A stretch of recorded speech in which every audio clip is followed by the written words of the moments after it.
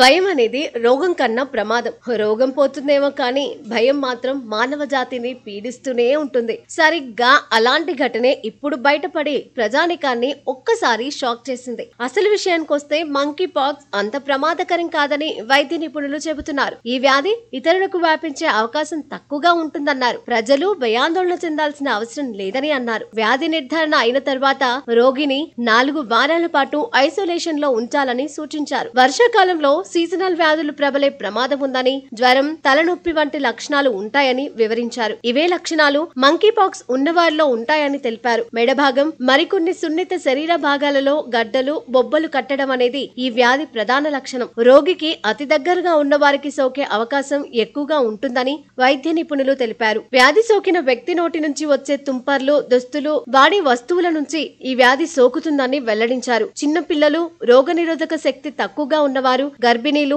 వైద్యుల పర్యవేక్షణలో ఉండాలని సూచించారు. స్మాల్ పాక్స్ వ్యాధికి, మంకీ పాక్స్ వ్యాధికి దగ్గర సారూప్యత ఉందని తెలిపారు. మంకీ పాక్స్ సోకిన వ్యక్తికి 1 నుంచి 2 వారాలు జ్వరం, తలనొప్పి, గొంతు నొప్పి, అలసిపోవడం లాంటి లక్షణాలు ఉంటాయి. చంకలు, మెడభాగం, గజ్జల్లో బిళ్ళలు కట్టడం ఈ వ్యాధి ప్రత్యేక లక్షణం. రోగికి లక్షణాలు పెరిగే కొద్దీ ముఖం, చేతులు, ఛాతీ భాగాల్లో చిన్న చిన్న పొక్కులు కనిపిస్తాయి. తర్వాత వాటి స్థానంలో గోతులు ఏర్పడతాయి. మంకీ పాక్స్ అంత ప్రమాదకరం కాదు. వ్యాధి నిర్ధారణ అయిన తర్వాత రోగిని 4 వారాల పాటు ఐసోలేషన్ లో ఉంచాలి. పీపీఈ కిట్లు, మాస్కులు తప్పనిసరిగా ధరించాలి. ఈ వ్యాధికి సంబంధించి మరణాల రేటు చాలా తక్కువగా ఉంది. వైద్యుల పర్యవేక్షణలో ఉండి మందులు వాడితే తొందరగా కోలుకుంటారు. ఇతర దేశాల నుంచి వచ్చిన వారు వ్యాధి లక్షణాలు ఉంటే దగ్గరలోని ప్రభుత్వ ఆసుపత్రికి వెళ్లి పరీక్షలు చేయించుకోవడం మంచిది.